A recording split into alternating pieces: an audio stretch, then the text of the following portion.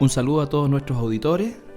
Comenzamos o reiniciamos un capítulo más, comenzando este año 2016, nuestro ciclo de Un Instante con las Sagradas Escrituras, que se transmite a través de la radio Pinamar en el 107.9 de la frecuencia modulada y también a través de su página en internet, ¿no es cierto? Y todos estos programas también usted los puede encontrar grabados y archivados en nuestra página web. Un saludo a mi hermano Andrés, que comenzamos el año juntos con el programa. Así es, pastor, muchas gracias. Saludos a todas las personas que nos escuchan y que, bueno, una vez más ya estamos avanzando, digamos, en este segmento que tiene que ver con el divorcio. Bueno, es algo que quedó como a mitad, digamos, pero... A mitad de camino. A mitad de camino, pero nos faltaron los últimos 2 versículos, que es lo que vendríamos a comentar hoy día. Sí, bueno, recordarle a nuestros auditores que estamos estudiando ya desde el año 2014, abril más o menos, estamos estudiando el Evangelio de Mateo, el primer evangelio que aparece en el orden de los evangelios sinópticos, y hemos invertido prácticamente un poco más de 2 años o casi 2 años en el estudio de este evangelio, y hemos ido tratando de hacer un estudio de manera sistemática cada día de cada capítulo de nuestro programa, y estamos en este que nos ha llevado un poco más de tiempo, que es justamente el tema del divorcio, que para muchas personas puede resultar incluso un poco sorpresivo el hecho de que Jesús hable acerca del divorcio. Y no solamente habla acerca del divorcio, sino que también él norma de alguna manera esta terrible situación que, como todos sabemos y lo dijimos en nuestros primeros programas en relación a esto, es algo verdaderamente traumático para todos los que se ven involucrados, y tiene esferas que muchas veces son también desconocidas de lo que se produce a nivel social incluso. Entonces estamos en esa línea, y tal como decía mi hermano, nos faltan estos versículos para pasar a otra sección del capítulo 19 que tiene que ver ya con los niños. Entonces vamos a retomar un par de versículos antes, Carlito. Leamos entonces Mateo capítulo 19 del versículo 9 en adelante. Mateo capítulo 19, versículo 9 al 12, perdón. Al 12. Del 9 al 12, sí. Y yo os digo que cualquiera que repudia a su mujer, salvo por causa de fornicación, y se casa con otra, adultera, y el que se casa con la repudiada, adultera. Le dijeron sus discípulos: si así es la condición del hombre, con su mujer no conviene casarse. Entonces él les dijo: no todos son capaces de recibir esto, sino aquellos a quienes es dado. Pues hay eunucos que nacieron así desde el vientre de su madre, y hay eunucos que son hechos eunucos por los hombres, y hay eunucos que asimismo se hicieron eunucos por causa del reino de los cielos. El que sea capaz de recibir esto, que lo reciba. Bueno, retomando un poquitito para atrás, Carlito, ¿cierto? En esta sección que parte en el Mateo 19, versículo 1 hasta el 12, a Jesús le preguntan si es lícito divorciarse o repudiar a una mujer, a una esposa, por cualquier motivo, ¿cierto? Y la verdad es que, como sale escrito, ¿cierto?, los fariseos hacían esta pregunta para, por así decir, poner en jaque a Jesucristo. Uh-huh. ¿Por qué poner en jaque? Porque en el fondo ellos ya sabían la respuesta a esta pregunta, porque Jesús la había mencionado anteriormente en Mateo capítulo 5, versículos 31 y 32. Jesús ya había dicho: también fue dicho, cualquiera que repudia a su mujer, dele carta de divorcio. Pero yo os digo que el que repudia a su mujer, a no ser por causa de fornicación, hace que ella adultere, y el que se casa con la repudiada comete adulterio. O sea, uh-huh.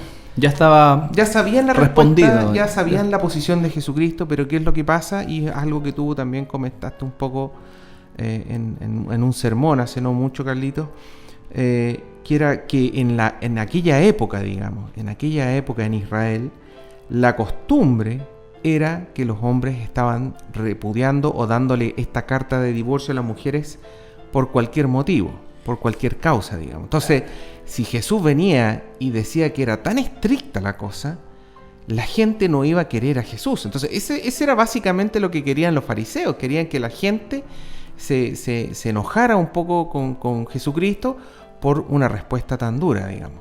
Sí, bueno, hay que uno también hacer un poco el contexto histórico. En aquel entonces, para la sociedad en general de la época de Jesús y siglos antes, y sobre todo en lo que era la cultura romana y la cultura griega, el matrimonio tenía un valor muy malo. O sea, el matrimonio era una situación, era una instancia sumamente mala desde todo punto de vista, porque el matrimonio no consistía en un compromiso como el que hoy día podemos llegar a tener nosotros, pese a todo lo que existe en contra del matrimonio.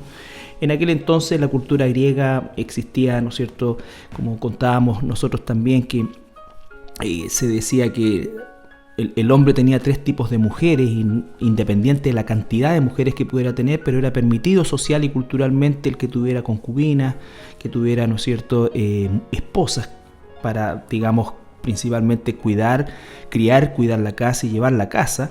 Y tenía también, ¿cómo era el tercer grupo? Bueno, un tercer grupo de mujeres que eran las que le proporcionaban el mayor placer, que normalmente eran prostitutas. Entonces, esa situación, por supuesto que no venía ni de la Biblia, ni tampoco de una condición moral buena. Lo mismo con los romanos. Y el divorcio era una cosa absolutamente común y abundante. O sea, hay registros que se tienen, ¿no es cierto?, de prácticamente hombres y mujeres con 27, 28 y hasta 30 matrimonios y divorcios propiamente tal. Y en el caso de los judíos, la cosa no era muy distinta, aunque existía un marco relativamente más estricto desde el punto de vista moral. Esta situación del divorcio, del matrimonio y el divorcio, y específicamente el divorcio, no correspondía en absoluto a la concepción bíblica. Existían en aquel entonces 2 corrientes, y lo hemos conversado en algunas veces. Uno era Chamay, un rabino que se apegaba, digamos, a la Torá, y decía que no podía haber divorcio que no fuera única y exclusivamente por el tema de la fornicación o del adulterio, ¿no es cierto?, en este caso. Y Hillel, que era el polo opuesto, que decía que en realidad... Más popular en la época de Jesús. Muy popular, o sea, de hecho había subescuelas que se dedicaban un poco a generar, por así decir, instancias tan ridículas como que si una mujer quemaba la cena del esposo, era una razón que él podía tomar como para despedirla. Entonces, es una cosa, por supuesto, que no venía de la Biblia, y esto era lo que embargaba la cultura judía, incluso la religiosa. Como dices tú, Carlito, esto no venía de la Escritura, no viene de la Biblia, que es justamente lo que nosotros siempre decimos: tenemos que apegarnos a la Biblia, porque si es por tradición, vamos a llegar a cualquier cosa. El Talmud es justamente la tradición que tenían los judíos en esa época, y acá tengo 3 citas del Talmud de aquella época.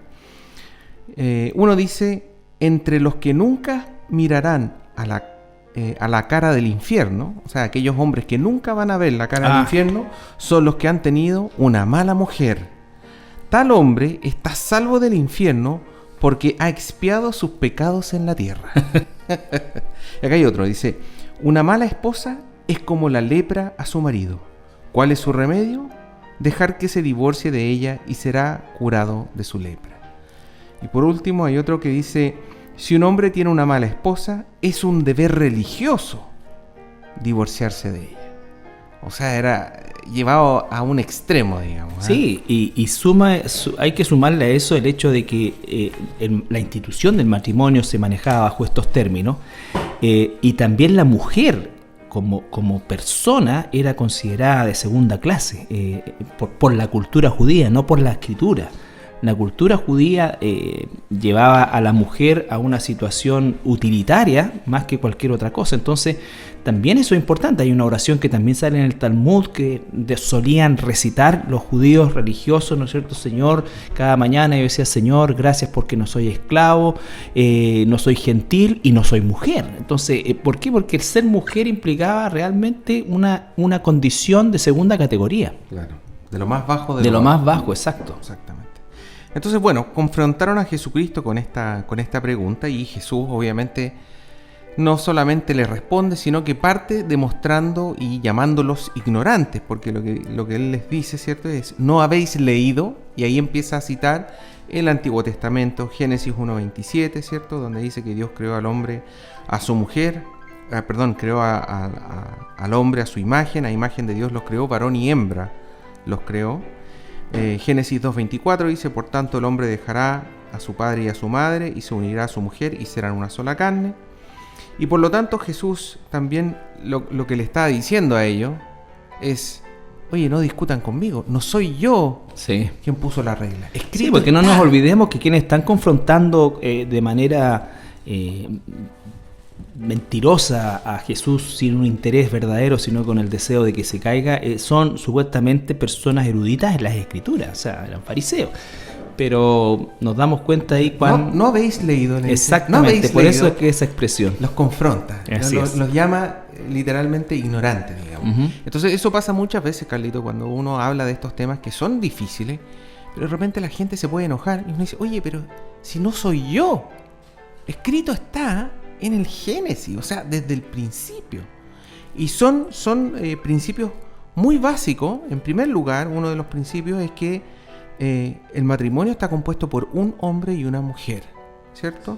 Ese es el primer principio. El segundo es que estos deben unirse, y esa palabra que utiliza significa unión fuerte. En tercer lugar, el tercer principio, ¿cierto?, es que esto es un acto de Dios. No es un acto del hombre el casarse, es un acto de Dios. Dios instauró el matrimonio, ¿ya? Y nos entregó el modelo. Y por último, dice que debe ser una sola carne, y que lo que unió Dios no lo separe el hombre. No lo separe el hombre. Entonces, no se debe dividir. No es el plan de Dios, nunca fue el plan de Dios el divorcio. Y la contrarrespuesta que vemos después en los fariseos, ¿cierto?, que le decía: pero ¿y cómo Moisés ordenó dar carta de divorcio y repudiarla? Citando Deuteronomio 24, 1 al 4, ¿cierto?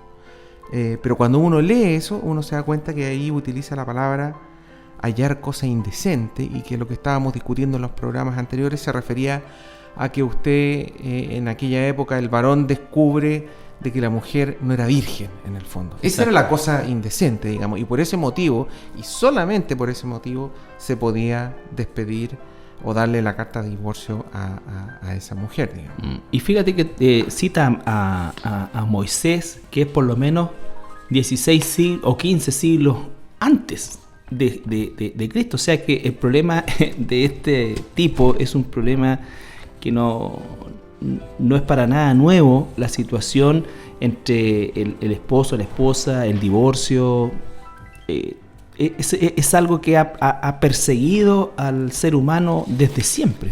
Siempre. Ahora, el versículo 10, Carlito, delata un poco los discípulos. Aquí habla de los discípulos. Sí. Ahora, no son los fariseos que le responden, sino que son los discípulos de Jesús quienes claramente entienden lo que está diciendo Jesús, porque le dice, los discípulos responden: si así es la condición del hombre con su mujer, no conviene casarse. Y eso es algo que se ve hoy en día. Sí. Ahora, bueno, el término discípulo, en este caso, porque no hace una especificación a los 12, recordemos que la palabra discípulo era aplicada de manera general a quienes eran seguidores de Jesús. De hecho, en Juan 6 vemos que muchos discípulos ya no seguían con él. Entonces, el concepto de discípulo nos puede llevar a engaño. No sé si fueron los 12, se incluía a los 12 o fueron otros aparte de los 12, pero el punto era que aquellos que estaban siguiendo a Jesús y querían aprender de él, dan esta declaración en el fondo como un poco diciendo, no podemos llevar una relación como la Biblia dice, sino que si nos prohíben vivir la vida matrimonial como la cultura nos ha enseñado, entonces mejor no nos casemos. O sea, ahí recién le tomaron el peso, Carlito, al matrimonio. O sea, ahí recién se dieron cuenta, y a veces nosotros también, recién al leer la Biblia, nos damos cuenta del compromiso del matrimonio. O sea, espiritualmente hablando, porque carnalmente hablando, como dices tú, Carlito, uno puede hacer cualquier cosa, da lo mismo. Pero espiritualmente hablando, cuando uno ya es hijo de Dios y cree en la palabra, que es la palabra de Dios, ahí uno le toma el peso. Es una relación absolutamente comprometedora, no es una relación menor, digamos. Y al igual que en este tiempo, en aquel entonces, ¿no es cierto?, la tasa de gente soltera era alta también, porque la prostitución estaba absolutamente instituida en el imperio. O sea, por lo tanto, no es que alguien que no se casara se mantenía casto o casta, sino que simplemente no asumía el rol de esposo o de esposa, pero no significaba en absoluto que mantenía su castidad. Lo que sucede hoy día, o sea, hoy día la gente no quiere casarse, las parejas no quieren casarse por un tema de compromiso, pero no ha cesado la convivencia. O sea, eso se trasladó, ¿no es cierto?, a este tema de la convivencia, al punto de que hoy día la legislación tiene que buscar una forma de establecer algunos parámetros legales de, entre comillas, protección, ¿no es cierto?, a estas parejas establecidas que no quieren casarse. Se habla de la unión civil, ¿me entiendes? Entonces, ¿qué es eso? Al final, ¿qué es un matrimonio? ¿No es un matrimonio? ¿Me entiendes? Pero el concepto de matrimonio, a pesar de todo lo vapuleado que está hasta el día de hoy, sigue provocando esa situación de compromiso que los seres humanos no están dispuestos a asumir. Correcto. En su gran mayoría, ¿no es cierto? En su gran mayoría. Así es que lo que nos va a hablar a partir del versículo 11 y 12, el Señor pareciera que no tiene mucho que ver con lo anterior, ¿no es cierto? Pero es una respuesta que le da justamente a estos discípulos que hablan de que no conviene casarse, porque les dice efectivamente o da por hecho también que probablemente ellos mantengan relaciones sexuales con otras mujeres o con prostitutas, ¿no es cierto? Pero lo que no quieren es casarse para no pasar por este tema, ¿no es cierto?, de tener que responder por una esposa al nivel de lo que la Biblia dice. Que tienen que seguir casados. Que tienen que seguir casados, ¿me entiendes? Pero entonces por eso es que va a hablar de lo que va a hablar a partir del capítulo 11, que son las formas en cómo la Biblia ve este tema de la virginidad, podríamos hablar en cierta manera. Vamos a ir a una pausa musical y regresamos con estos dos versículos. Bien, después de esta alabanza, continuamos con el programa. Sí, vamos a hablar de eunucos. Exactamente. Sí. Esa es una palabra que empieza a aparecer a partir del versículo 11 en adelante, ¿cierto? Habría que definir claramente que esto era, a ver, en la historia hebrea, ¿no es cierto?, la castración era una abominación. O sea, no existía tal cosa como algo que se pudiera pensar que estaba dentro de la historia judía, ¿no es cierto? Al contrario. Sin embargo, el término se acuña a partir de las castraciones que se practicaban en las culturas, sobre todo las culturas persas o las culturas de la Mesopotamia, quienes tendían a tener una casta especial de personas que normalmente servían en el palacio, varones, ¿no es cierto?, en los harenes y en todos estos lugares donde había mujeres, y bueno, la práctica era la castración, y un poco de ahí viene la palabra también, o el concepto. Hoy día prácticamente eso no existe, ¿no es cierto?, pero en aquel entonces era una práctica común de los imperios, los egipcios, ¿no es cierto?, los babilonios, los persas. Hay relatos históricos espantosos, porque uno tiene que pensar que las condiciones en que se hacía eso eran totalmente distintas, no muy higiénicas, y habían varias técnicas, pero no era infrecuente que murieran, ¿no es cierto?, por desangramiento. Entonces el término eunuco en aquel entonces no se relacionaba como culturalmente muchas veces se puede relacionar hoy, una palabra más utilizada, con un homosexual. Correcto. ¿Ya? Entonces eso es que hay que hacer la diferencia. Aquí lo que está hablando nuestro Señor Jesucristo, ¿cierto? Es un poco lo que estás hablando tú, Carlitos, de guardar su virginidad en el fondo. Claro, de su castidad. Claro, o sea, es que lo va a separar aquí el Señor muy claramente, ¿no es cierto? Que había alguien que eran capturados normalmente los persas, los babilonios, lo que hacían a los prisioneros, ¿no es cierto? Los capturaban y los castraban, ¿no es cierto? De hecho, se piensa muchas veces que el mismo profeta Daniel y aquellos que estuvieron con él en la corte del rey fueron castrados. Entonces, lo que quiero decir es que eunuco no es sinónimo de homosexual o de una inclinación hacia el mismo sexo, no. Aquí el Señor lo explica de otra manera, ¿no es cierto? Sí. Versículo 11 dice que Jesús respondió a sus discípulos, le dijo: no todos son capaces de recibir esto, sino aquellos a quienes es dado. ¿A qué se está refiriendo acá? Al no casarse, o sea... Al no casarse, al ser casto, al no tener relaciones sexuales. Exacto, porque eso es importante también, porque Jesús nunca va a hablar de relaciones íntimas sin estar asociado absolutamente a casarse. O sea, cuando Jesús dice casarse, está diciendo tener relaciones sexuales íntimas, que están única y exclusivamente reservadas para el matrimonio. El matrimonio. En versículo 12, nuestro Señor Jesucristo nos explica que hay diferentes categorías de eunuco. Dice: pues hay eunucos que nacieron así del vientre de su madre, y hay eunucos que son hechos eunucos por los hombres, y hay eunucos que asimismo se hicieron eunucos por causa del reino de los cielos. El que sea capaz de recibir esto, que lo reciba.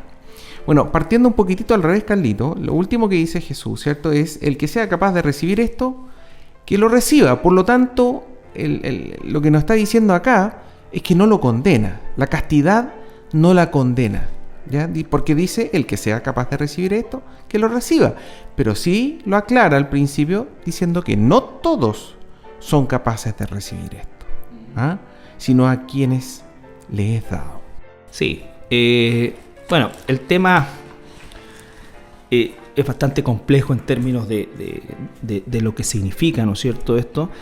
Lo primero que dice que hay eunucos que nacieron así desde el vientre de su madre. Eso, sin duda alguna, hace alusión a todo lo que son los trastornos de malformaciones genitales de algún tipo. Que venga sin genital, sin genitales, ¿no es cierto? Y también se asocia el término eunuco con la esterilidad, que no necesariamente implica, ¿no es cierto?, un problema sexual per se en la persona, pero sí puede haber un varón infértil, ¿no es cierto? Correcto. Entonces, ¿por qué? Porque se asocia todo este concepto de eunuco con la procreación también, aquí, ¿no es cierto? No es solamente el tema de la relación sexual, pero sí la incluye, por supuesto, en primer lugar. Entonces, hace la primera acepción o la primera descripción es todos aquellos que de alguna manera nacen con un trastorno a nivel de su aparato reproductor, hormonal, en fin, pero por situaciones de nacimiento no pueden procrear. No pueden casarse ni procrear. Exacto. Correcto. Después dice: hay eunucos que son hechos eunucos por los hombres. Y ahí tenemos todos aquellos que estábamos describiendo, ¿no es cierto? Principalmente esto, por lo menos lo que conocemos el día de hoy, no sabemos si esta práctica puede existir en algún lugar, pero era una práctica sumamente común en el tiempo del imperio. No nos olvidemos que Jesús vive bajo una órbita imperial y el pueblo de Israel toda la vida vivió bajo una presión imperial. Sin embargo, en el tiempo de la época de los reyes o específicamente del reinado de David, de Salomón, nunca hay una descripción en ninguna parte de que esta práctica fuera del pueblo judío, ni que hubiese una ordenanza de Dios por parte. Esto correspondía netamente a las naciones paganas, a los imperios paganos. Claro. Por lo tanto, eran hechos, como decía anteriormente, esta situación era sumamente sangrienta, dolorosa y en algunos casos mortal. Sí, por lo tanto, puede ser también producto de algún tipo de accidente, puede ser un castigo que se le está aplicando a alguien también. También. Un violador, por ejemplo. Exacto. ¿Ya? Y por último tenemos el tercer tipo de eunucos, digamos, que menciona Jesús, ¿cierto? Que dice que hay eunucos que asimismo se hicieron eunucos por causa del reino de los cielos. Claro. Y ahí el máximo ejemplo es Jesús mismo. Exacto. Digamos. Jesús mismo que se hizo casto, digamos, que no tuvo relaciones sexuales, que no se casó, que no tuvo hijos, a pesar de lo que diga el Código Da Vinci, ¿cierto? Esa basura. Pero en el fondo son personas que en el sentido de servir al reino de los cielos, digamos, de cumplir con alguna misión en particular, claro, se mantienen castos. Claro, no nos olvidemos que el concepto de eunuco tiene que ver con la relación sexual, o sea, con no tener relación sexual y no casarse, en la perspectiva del Señor. Por lo tanto, en el caso de Jesús, toda su vida, él fue así, ¿no es cierto? Tenemos el caso de Juan el Bautista, no nos habla de matrimonio. Tenemos el caso del apóstol Pablo, ¿no es cierto?, que posteriormente se habla de que fue casado, en fin, hay una serie, pero el tema es que al tiempo que él es llamado al ministerio no se casa, si no se casa es que no tiene relaciones sexuales. Entonces, y también dice que quizás alguien que queda viudo decide no volver a casarse, y eso, ¿por qué? Porque va a dedicar todo su tiempo a el trabajo para el Señor, ¿no es cierto? Entonces eso implica que ahí hay una decisión ya personal de hacerse eunuco. O sea, el eunuco no necesariamente es el que nunca tuvo relaciones sexuales, sino que el que, dada una situación puntual, ya sea de nacimiento, de dedicación o posterior, ¿no es cierto?, renuncia a eso. Obviamente, si está casado, no, porque la Biblia dice que su cuerpo no es suyo, es de su esposa y viceversa, ¿no es cierto? Por lo tanto, eso no existiría. Hay una secta dentro de la secta de los, ¿cómo se llaman esto? Del cura español, Opus Dei, ¿ya? Escribe Balaguer. Hay una secta dentro que se unen, ¿no es cierto?, pero nunca tienen relaciones sexuales. O sea, es como una cosa para ellos, netamente, solamente espiritual. Entonces eso es una falta directamente a la Escritura, porque la Biblia dice que si nos casamos es justamente, tenemos una responsabilidad, un deber, la esposa con el esposo y viceversa. Así es. Estas personas, por ejemplo, Carlitos, que se dedican a viajar a diferentes partes del mundo y particularmente a lugares peligrosos, a hacer misiones, los misioneros, aquellos que exponen su vida, digamos, lo lógico es que esas personas no estén casadas, porque justamente no le corresponde exponer su vida, ¿cierto?, y que su esposa, sus hijos sufran las consecuencias, digamos. Entonces, sí. En el caso de Jesús, por ejemplo, tenemos Mateo 8:20, donde Jesús le responde a una persona que quería seguirle. Jesús le dijo: las zorras tienen guaridas y las aves del cielo nido, mas el Hijo del Hombre no tiene dónde recostar su cabeza. Esa era la vida de Jesús, no tenía dónde recostar su cabeza. Él estaba día a día caminando de ciudad en ciudad, su vida estaba expuesta a que lo mataran, él sabía que iba a morir, ¿cierto? Y por lo tanto también tiene que ver un poco con eso. Y lo que hemos estado estudiando los días miércoles, el libro de Apocalipsis, también hace mención a los 144.000. Claro. Ellos también son eunucos por decisión para trabajar en el reino. Para predicar en eso. Claro, porque el propósito específico de Jesús no era formar una familia y en fin. Pero tenemos claro esta situación. Y también hay que decir que el Señor en muchos de estos casos, o en algunos de estos casos, como usted quiera verlo, pero el Señor concede a algunos varones que no tienen ni un problema físico, que no tienen un problema reproductivo, que a lo mejor todavía no se han casado, ¿no es cierto? O se casaron y son viudos, por decir una cosa, o divorciados conforme al principio de Dios, como que la mujer lo abandonó, ¿no es cierto? Pero entonces ellos deciden no volver a casarse y dedicarse a las cosas del Señor 100%. Eso implica que muchas veces el Señor también les concede algo que conocemos nosotros, que es la continencia, el don de continencia. Es decir, que no es que no le gusten las mujeres, pero no tiene una necesidad, ¿no es cierto?, sexual desarrollada, y esa necesidad sexual es reemplazada por esta continencia. Entonces, es un tema bastante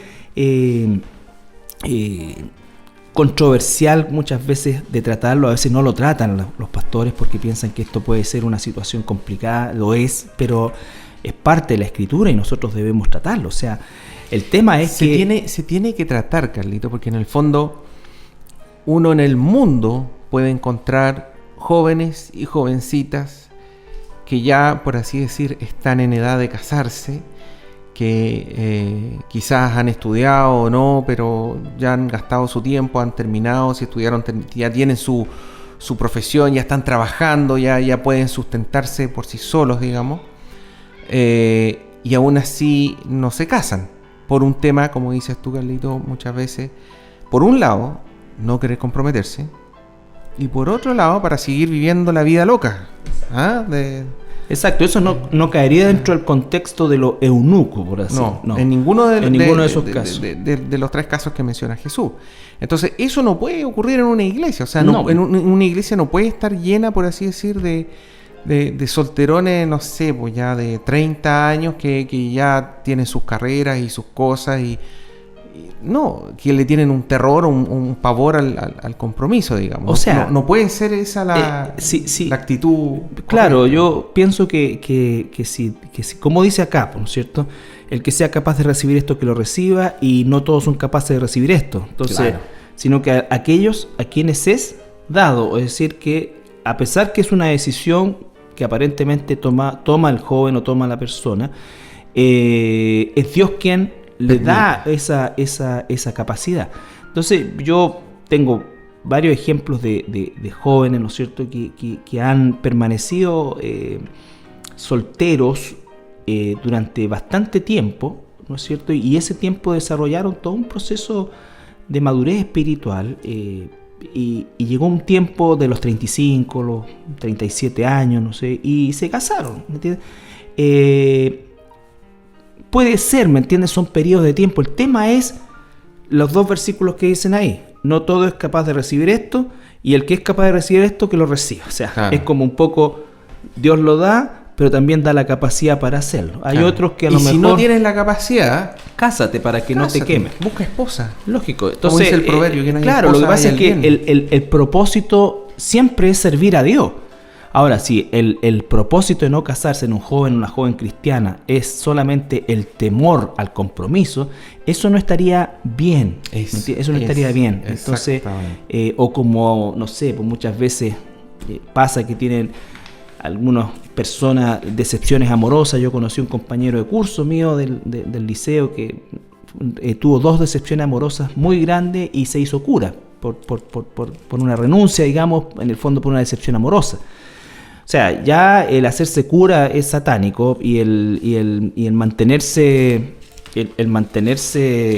supuestamente casto es peor todavía. Peor todavía. Peor todavía. Entonces se tienen que flagelar y todo que... El tema es que el matrimonio, Carlito, según la misma palabra del Señor, es algo maravilloso. Sí.